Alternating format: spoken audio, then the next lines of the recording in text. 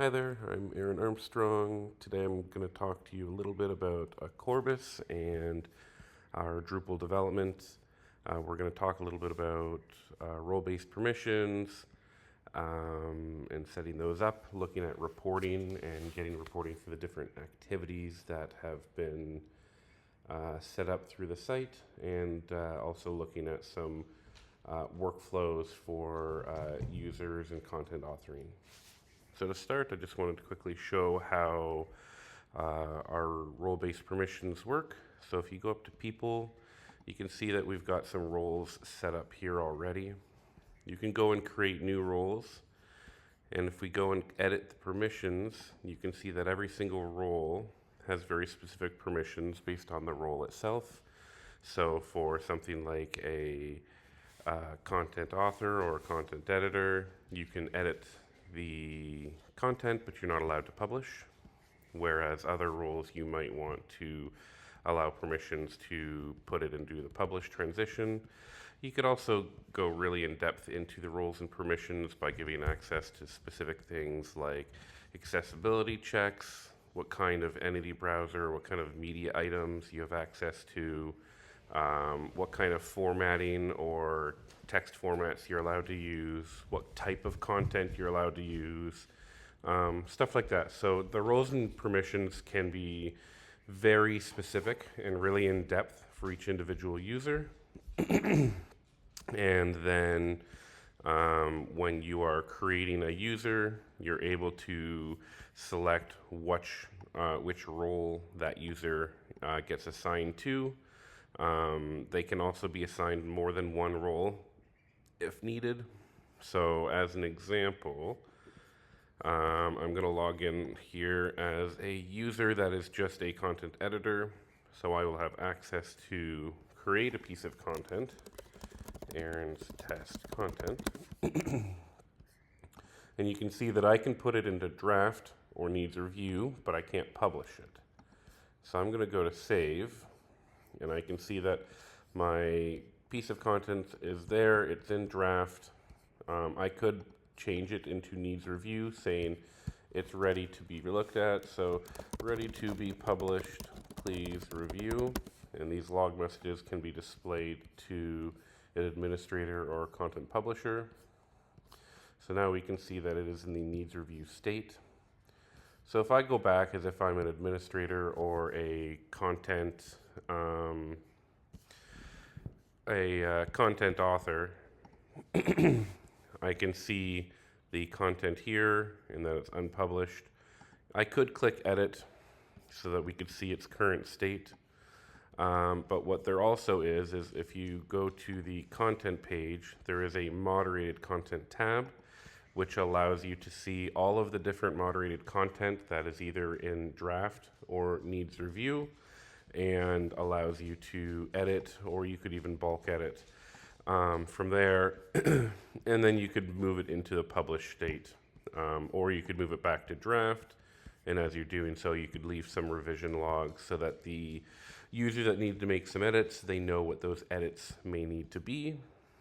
So it's really easy to set up these roles, for each role to have very specific permissions, especially when it comes to content authoring, and for there to be a really nice and easy way to see what are the different types of content that have been created that need review in order to be published.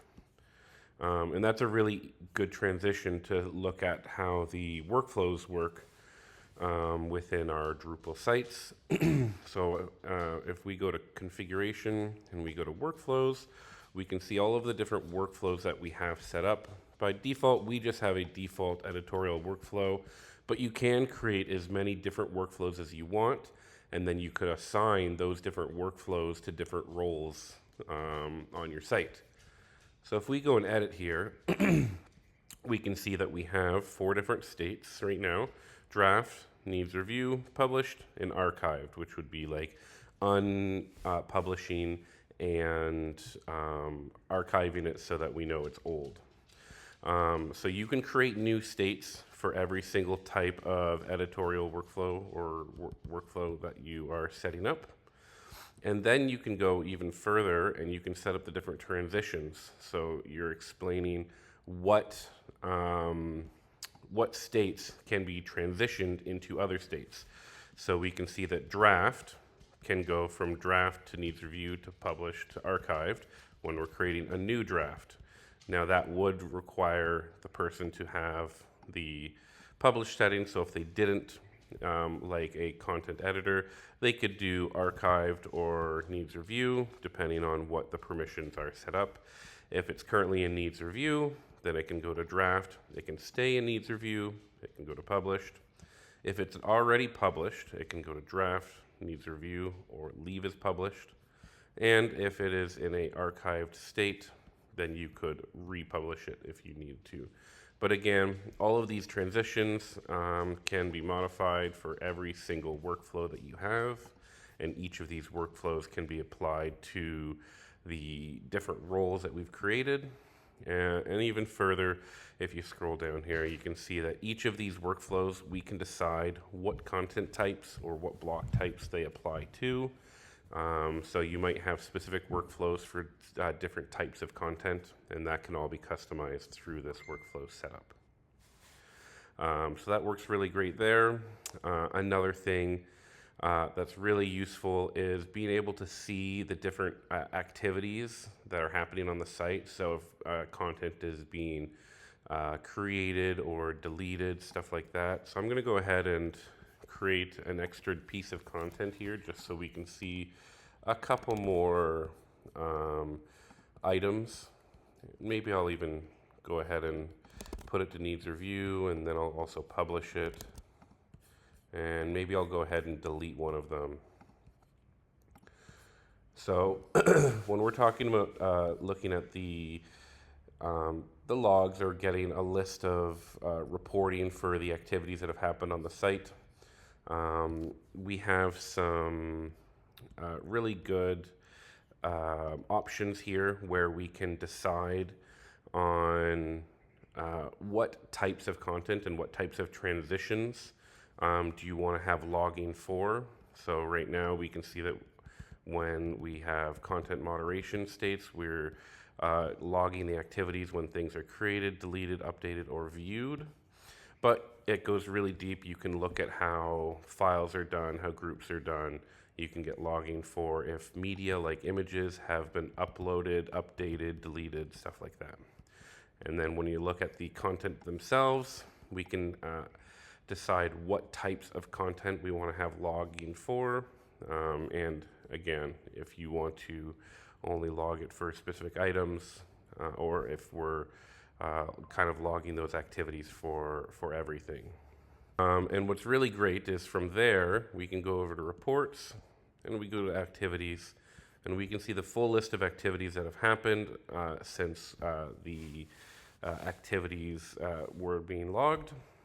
So we can see the different types of content that are being created, when the moderation states are being updated, when they're being deleted, stuff like that. And so it's a really easy page to be able to view all the different activities that are happening on the site.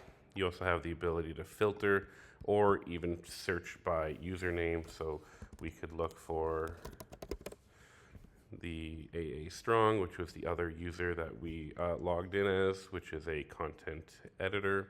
And we can see that those were updated as well, and what was happening on those pages and dates. And you could go ahead and edit the content straight from here if you needed as well. So again, just a really great place to be able to view the different activities that are being logged throughout the site, and the fact that you can customize that activity logging in a very easy manner to be very specific to the different types of content, to the different types of moderation states that we've set up through workflow, and see what users are creating, what types of content, creating, deleting, editing.